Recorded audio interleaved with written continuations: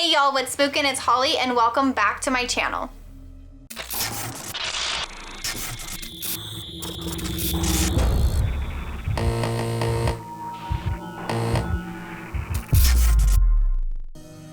Today's video is about an urban legend called the Black-Eyed Children. And yes, you heard it, the Black-Eyed Children. Now I know some of y'all are probably tilting your head wondering, what are they? Well, they are children that have black eyes. Some people have said that they can either be devil's children, aliens, and also many more things. They are commonly known to walking up to your doorstep, peeping through your windows, and also approaching you at your vehicle. Every article that I have read said under any circumstance, do not talk to them. Just simply ignore them and they will walk away and leave you alone. And do not let them into your home. The first documented sighting was in Abilene, Texas in 1996 by Brian Bethel. He was approached by two black-eyed children while he was sitting alone in his vehicle outside the movie theater. Fun fact, the very first sighting only happened an hour and 30 minutes away from my hometown. So it's really crazy that I've never heard of this story until today. This first encounter of the Black-Eyed Children became so popular, it even reached the UK to this paranormal investigator who actually had an encounter with the Black-Eyed Children. After finding this urban legend so interesting, I scoured the internet and I found 3 true bone-chilling stories about the Black-Eyed Children. So let's get started. So these teenage girls, Abby and Shelby, were having a sleepover at Abby's house. They ended up getting bored late at night and decided to take a walk. While they were passing the park, they heard a child singing. So they go and check it out, and they end up finding this child swinging on the swing set. This little girl had long brown hair, a polka dot dress, and a red bow. So due to the park not being well lit or anything, they couldn't make out little details of the little girl. They just knew that the girl had brown hair, polka dot dress with a bow in her hair. Without any kind of concern, they just kept walking and just ignoring the little girl. But with the little girl still swinging and singing, they still had some thought about why isn't there any parents around? Why is she by herself at this late at night of this hour? So they just kind of ignored it and walked past. But then the second that they walked past the park, the singing stopped. They quickly turned around. The little girl got off of the swing set and started walking towards them, turning to each other, agreeing to get out of the park area. So they sprint across the other side of the street, hitting the crosswalk. Second that they hit the crosswalk, Abby turned around to see where the little girl was, and she was spotted underneath the light post. Once she hit the light post, the little girl looked up, seeing every detail that Abby and Shelby can both see in this little girl. The one bizarre thing they saw was this child had black eyes, looking like it was staring into their soul. After Abby and Shelby saw the blackness in the little girl's eyes, they look at each other and say, "Book it." So they start running as fast as they possibly can to Abby's house, where Abby's mom met them at the front porch. When Abby and Shelby both tried to explain it to the mom started looking around the area of the neighborhood to see where this little girl was, but there was not a single trace. Abby was tormented by the image of the little girl. Every night, she would see the little girl staring back at her in the dark corner. But when she would wake up, Abby would realize the little girl was not there and it was just a dream. So weeks go by, her sleep paralysis starts slowly going away. She's finally feeling very vulnerable, being able to peacefully sleep. Until one night, her mom went out and she stayed home alone. While she was home alone, she hears this pounding noise coming from the front door. As confused as Abby was, she went to go check it out through the window, to only find out it was the same little girl that she saw at the park, pounding and screaming at the door to let me in. Abby becomes so frantic that she cannot believe that she sees that little girl again. So she sprints to her room as fast as she can, locks the door, and just sits in there. After waiting and waiting, the pounding at the front door finally stopped. And after that, Abby never saw the little girl again. And that's where the story ends. So one night, Larry woke up at 6 a.m. hearing a pounding noise coming from outside the front door.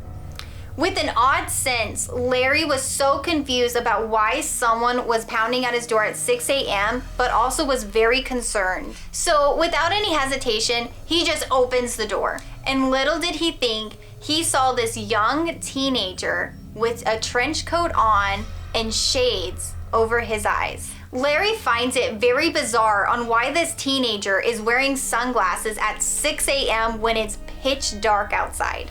But also, Larry was so confused at the fact of how this teenager reached the very top of this latch on this very lanky gate that only a full-size adult could reach. Knowing that this teenager was not able to reach this latch, Larry becomes so concerned at the teenager, asking him, what is he doing here? The teenager was so polite, answering him questions until he asked him, where are your parents? The teenager deliberately ignores Larry when he keeps asking him numerous times about where his parents are, until the teenager looks up at Larry with his sunglasses on and asks if he can come inside and sit by the fireplace because he was so cold. Larry looks at the teenager so confused until Larry notices the teenager is reaching into his trench coat pocket. While the teenager was reaching into his pocket, Larry becomes so uneasy at the fact of what is he grabbing, until the teenager pulls out an apple. Confused, Larry slams the door and telling him no. When Larry reaches all the security locks, locking his door so he can feel safe, he hears a thumping noise outside the window of his living room. Larry becomes so frustrated at this teenager because he's not leaving him alone. What is he wanting and what is his purpose being at his property? The teenager keeps thumping until he gets Larry's attention, and he asks Larry, can I have some ketchup for my apple? Larry becomes so confused. Who eats ketchup with an apple? So Larry gets closer to the window to see why this teenager is still at his window. Once Larry reaches the window, the teenager looks at him with his sunglasses and slowly takes them off, Larry seeing only black eyes in the teenager. Larry becomes so uneasy at the situation and so confused about how this teenager has black eyes. So chilling of the fact, Larry screams out, I'm calling the police if you don't leave my property. Before Larry could say anything else, the teenager looks up at Larry and says, this won't be the last time you see me. Walking away from the window, Larry realizes that he's walking to his backyard. Larry gets so frustrated, so scared, uneasy at the fact that this boy is not leaving his property. He grabs a blunt object for protection. Once Larry reached the back door of his house and opens it, he doesn't see the teenager. As scared as Larry was, he looks around inside his house, outside, the whole neighborhood, everywhere, to find nowhere of this teenager. Finally, Larry gives up.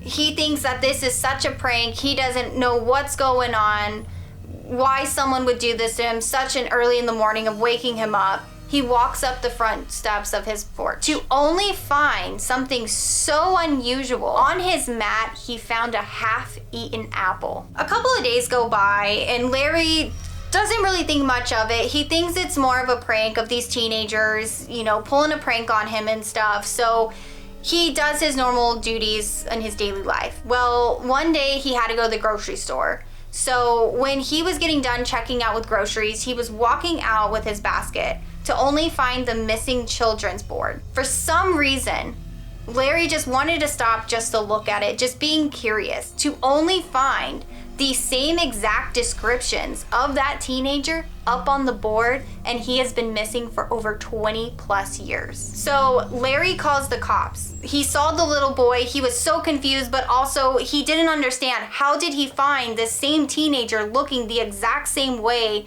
on the missing children's board when it should have been years down the road of him being older. So the cops had nothing to do with it and they dropped the case. In a snowy town in Vermont, Bob and Moira, an elderly couple, were at their home when they heard 3 knocks at their front door. Moira answers the door and was met by 2 children, a boy and a girl. She simply asked them, "What are you doing? Is there anything I can do?" The children looked at Moira and said, "My parents will be here soon. May we come in?" Moira becomes so hesitant at the fact that these 2 kids are strangers, but also she was so caring and helpful with these kids that she decided to let them in. So when she let the 2 children in, they sat on the couch and Moira told them she'll be right back, hang out with my husband Bob. I'm gonna go make some hot chocolate. While Moira was making hot chocolate, Bob started asking them numerous questions, which the children did not answer a single one. Once Moira walked in with the 2 hot chocolates, the kids looked at her and said, "May we use the bathroom?" So Moira says, sure, I guess. But at that second, Moira notices something a little bit different from these children than any other of their black eyes. Once the 2 children go to the bathroom, the power all of a sudden turns off, turning as black as the children's eyes. As Moira was so concerned for the children's safety, she rushes to the bathroom, banging on the door. "Are y'all okay? Is there anything I can do? I'm so sorry about the power." But there was no answer. So Moira walks back into the living room to meet Bob with his hands covering his face. Moira asks, "Did you see the children's eyes?" After Moira asked Bob that question, his hands moved from his face with his hands covered in blood from a massive nosebleed. Before Bob can say anything, the power automatically just turns back on. So then Moira rushes to the bathroom to check on the kids again, but the second she went to the door, she was met with the children opening it from the bathroom. With the reply of the children, "Our parents are here," they started walking. Before saying anything to Moira and Bob, opened the door. As the children were leaving, Moira watched them go into this car, seeing these 2 slender men in black. Moira friendly waves at the 2 men and did not get that friendly wave back. The 2 men drive away in the car with the children. Moira was so confused about what was going on, this whole encounter about these 2 children, but within weeks, some strange things just started happening. 4 of the 5 cats that they had just went missing all of a sudden, and one of their cats was found dead in a pool of its own blood. Bob continued having numerous nosebleeds and finally was so fed up of his nosebleeds that he went to see a doctor, and come to find out he had a very aggressive skin cancer all of a sudden. Thank y'all so much for watching. I really appreciate it so incredibly much. If you found these type of stories very interesting, don't forget to hit the like and subscribe button, and also the little bell as well to get notifications on when these videos will be posted up again. I hope y'all found this urban legend so fascinating as much as I did. I'll be posting more of these type of videos of urban legends and ghost stories and haunted places as well. If you find any different type of urban legend stuff that is unheard of or even common, comment it down below so I can also research it and post a video about it. Don't forget to follow my social media as well to see some updates about what my next videos are going to be about. And also, don't forget to stay spookin'.